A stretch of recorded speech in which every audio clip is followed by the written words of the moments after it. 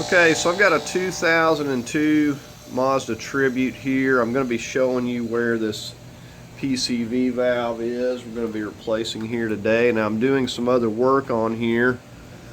So I'm just want to take the time to show you where this is located. And here is the part that I've got.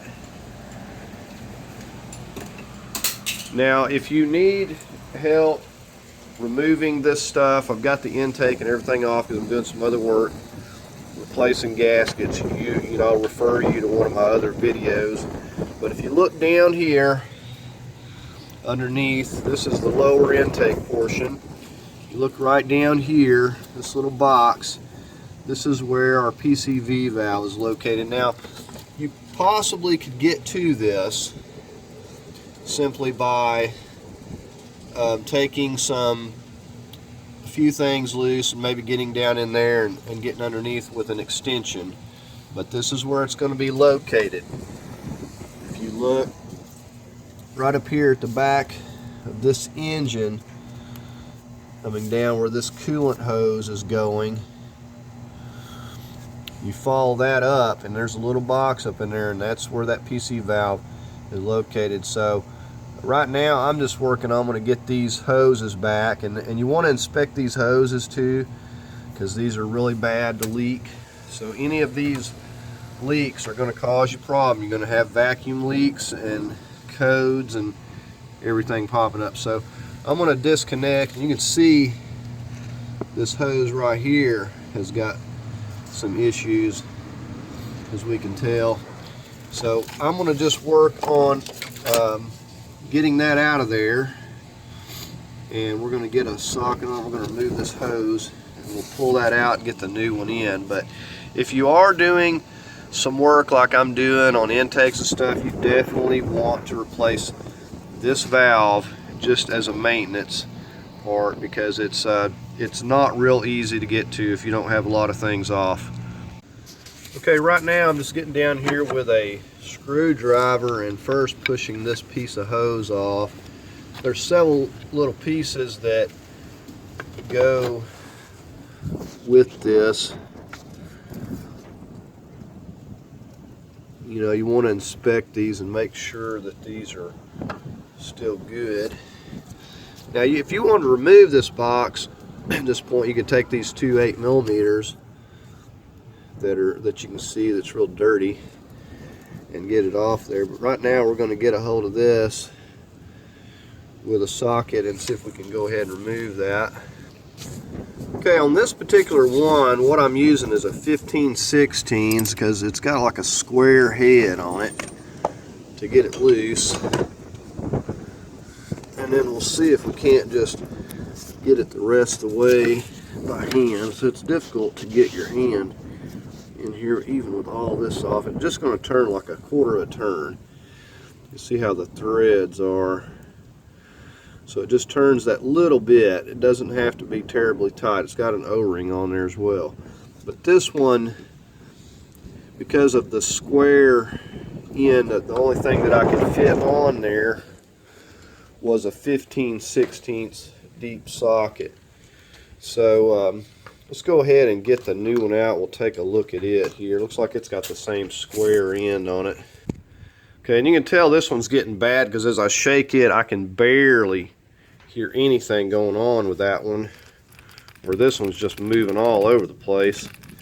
So I wouldn't doubt if this ain't the original one that's been in here.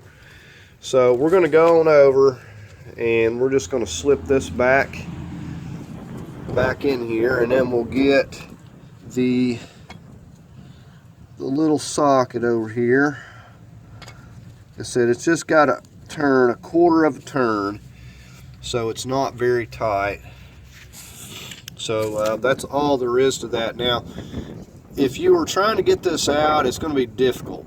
It's going to be difficult trying to get to this without removing a lot of this intake stuff, I ain't gonna lie. So I would probably recommend removing some things, but we're going to go ahead and just going to turn that a quarter of a turn, and it'll seat down with the face there, and that's going to be good enough.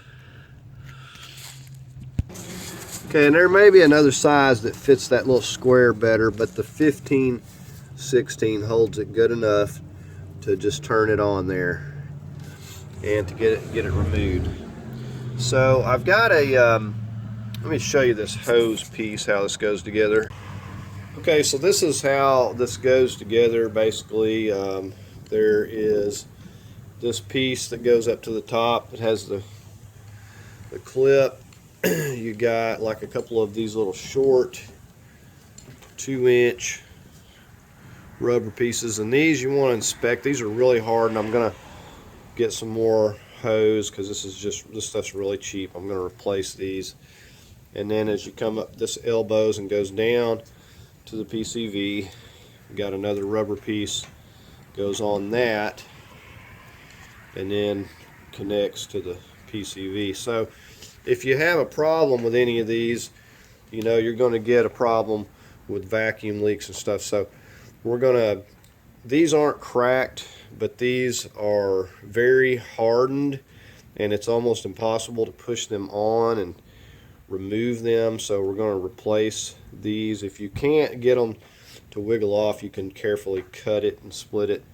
But I'm going to find some more pieces of hose and we're going to put on here, so this is a lot more flexible and it's going to hold up better. And you know, you could inspect your plastic pipe too and just make sure that there's no apparent damage to it. But it's got this protective sleeve on here, so it's probably going to be okay. Okay, what I'm going to be using here is just some 5/8 heater hose that I've got a big roll of. So I'm just going to cut off a little piece off of here, and this fits perfectly. I don't think there's going to be any need. They didn't have any clamps on it. So we're just going to cut off a couple short pieces and replace those little couplings there. Okay, so we got some nice new hose on there. It makes it a little more flexible as well. If I see a problem, I may indeed slap some clamps on there, but it seems like it's sealing okay. The only part that seems to be in question is this part right here. It's a little, for some reason, this particular piece is a little more loose than the rest of them. So I don't know that I might just slap a little clamp on that. Okay, and there we have it. I actually took and put a couple clamps on there because I didn't like how loose that was at that point. Maybe a little bit smaller hose would do the trick a little better, but I noticed that it was leaking a little bit. Okay, so I noticed that it was leaking a little bit before at that junction, so that's why I want to go ahead and slap those on there. So anyways, that's going to do it for this video on replacing this PCV valve. Hope it makes sense and you found it helpful. And like I said, this is definitely something that doesn't need to be neglected. And I don't think this one's ever been changed because it plays an important role with the engine. So if you found it helpful, please give it a thumbs up. And as always, I invite you to subscribe, and thank you for watching.